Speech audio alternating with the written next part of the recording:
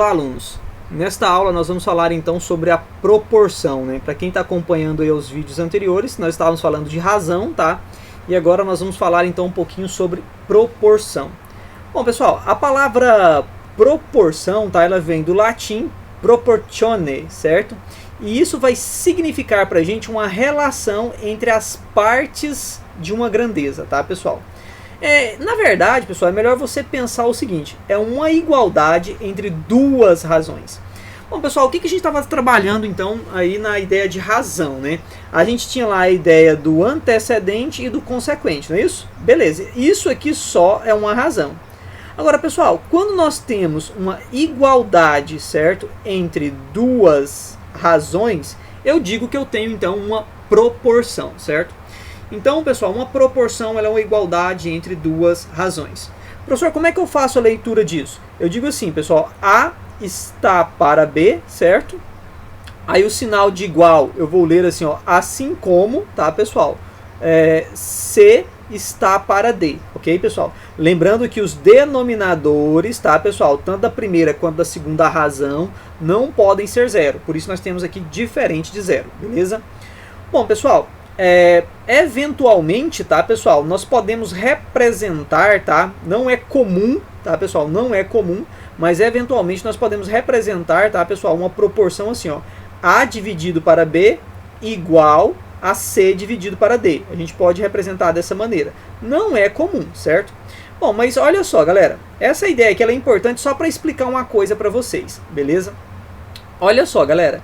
Esses dois carinhas aqui, ó, o B e o C, certo? Que nós colocamos aqui, certo? Ou seja, tá, pessoal?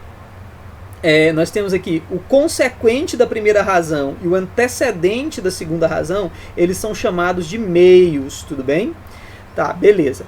Já, pessoal, o antecedente da primeira razão e o consequente da segunda razão, eles são chamados de extremos, correto? Beleza, tá, pessoal? Então lembra aí, esses dois aqui que ficam, né, nas bordas, digamos assim, eles são chamados de extremos. E obviamente os dois carinhas que estão ali, ó, no meio são chamados de meios, né? O próprio nome já diz isso pra gente. Então, os números A e D são denominados extremos, tá, pessoal? A e D são denominados extremos, beleza? E os números B e C são chamados de meios. Pessoal, e agora uma coisa extremamente importante. Pessoal, se eu tenho ali os extremos e tenho os meios, vale a propriedade fundamental das proporções. Pessoal, acho que quase todo aluno conhece a propriedade fundamental das proporções. Talvez não conheça, né, da maneira como eu vou dizer aqui agora. Ó. O produto dos extremos é igual ao produto dos meios. Produto dos extremos é igual ao produto dos meios. Isso aqui, galera, é aquele famoso multiplicar cruzado. Quando a gente tem essa igualdade entre duas frações, geralmente o professor, principalmente quando a gente está resolvendo uma equação, né? O professor fala assim, multiplica cruzado. Quando você pega o A e multiplica pelo D, e pega o B e multiplica pelo C, nós estamos fazendo aquele multiplicar cruzado, né? Na verdade, isso aqui, tá, pessoal? É a propriedade fundamental das proporções. É o produto dos extremos é igual ao produto dos meios, tá, pessoal? Então a gente vai multiplicar aqui o A vezes o D e o B vezes o C. Propriedade fundamental das proporções. Famoso multiplicar cruzado, beleza? Muito bem. Pessoal, em toda proporção, existe uma coisa que nós chamamos de constante de proporcionalidade, certo, pessoal? Vamos entender melhor o que significa essa constante de proporcionalidade. Uma proporção qualquer é sempre igual a algum valor, tá, pessoal? Algum valor que eu estou chamando aqui de K, certo? Vamos entender isso. Pessoal, se eu tenho aqui uma razão, A está para B, assim como C está para D, assim como X está para Y e blá blá blá. Pessoal, não interessa quantas razões eu tenho aqui, tá certo? Posso ter 2, 3, 4, 5, 6 razões. Pessoal, se nós temos essa igualdade entre as razões elas sempre vão gerar então uma constante de proporcionalidade que eu vou chamar de K, certo, pessoal? Então K é chamado de constante de proporcionalidade, beleza? Vamos entender uma ideia básica aqui agora. Pessoal, se vamos supor que o A está para B, assim como C está para D, assim como x está para y. Vamos supor, pessoal, que nós temos isso aqui e tudo isso está sendo igual a 3. Bom, pessoal, o que significa esse 3 aqui? Esse 3 aqui, ó, é o nosso k e ele é a nossa constante de proporcionalidade, não é isso? Beleza. O que significa, pessoal? O que significa o meu k ser igual a 3, professor? O que significa? Isso significa que os valores de a, c e x, ou seja, os antecedentes, tá, pessoal? Beleza? Valem o triplo dos valores de b, d e y, certo, galera? Ó, prestem atenção. Professor, como é que eu sei disso? Vamos imaginar a seguinte situação. Vamos imaginar que fosse assim, então, ó, 6 dividido por 2, certo? Assim como 18 dividido por 6. Pessoal, se você pegar o 6 e dividir por 2, isso não dá 3? Se você pegar o 18 e dividir por 6, também não dá 3?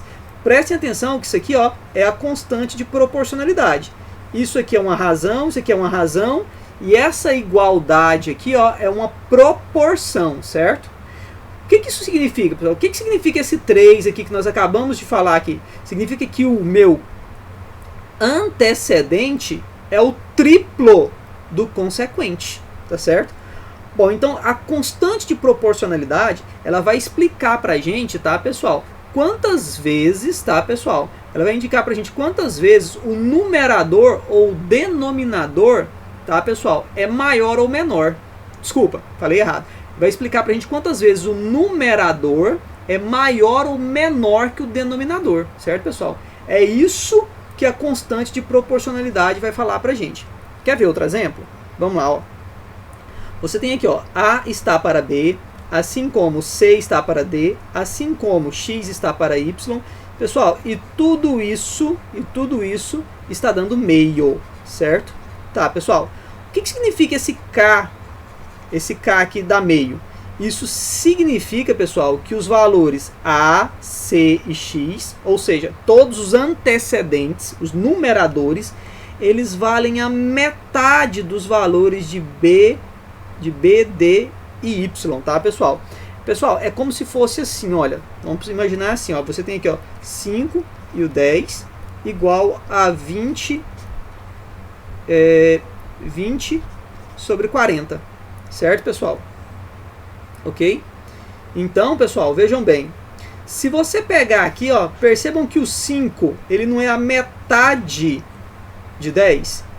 O 20 não é a metade de 40? Beleza, pessoal. Se a gente pegar aqui, ó, e fizer essa simplificação, nós vamos encontrar aqui, ó, 5 dividido para 5 vai dar 1 e 10 dividido para 5 vai dar 2. 20 dividido para 20 vai dar 1 e 40 dividido para 20 vai dar 2. Então deu meio. Pessoal, o que significa esse meio aqui? Esse meio é a nossa constante de proporcionalidade. E esse meio aqui, pessoal, está falando que esse número de cima é a metade do valor de baixo. Só então prestem atenção, a constante de proporcionalidade está dizendo o que o número de cima é em relação ao número de baixo, tá certo? E aí tá bem detalhado isso pra gente aqui, tá até em destaque, né, pessoal? Bem destacado a observação, tá?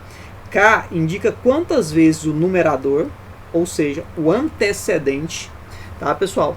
Ele vai ser quantas vezes maior ou quantas vezes menor, tá, pessoal? Que o nosso denominador. Pessoal, talvez essa seja uma das coisas mais importantes que você tem que lembrar a respeito de proporção, né? Tem as propriedades também que a gente vai ver logo mais, mas você interpretar o que a constante de proporcionalidade significa é muito importante para a interpretação de um exercício, beleza?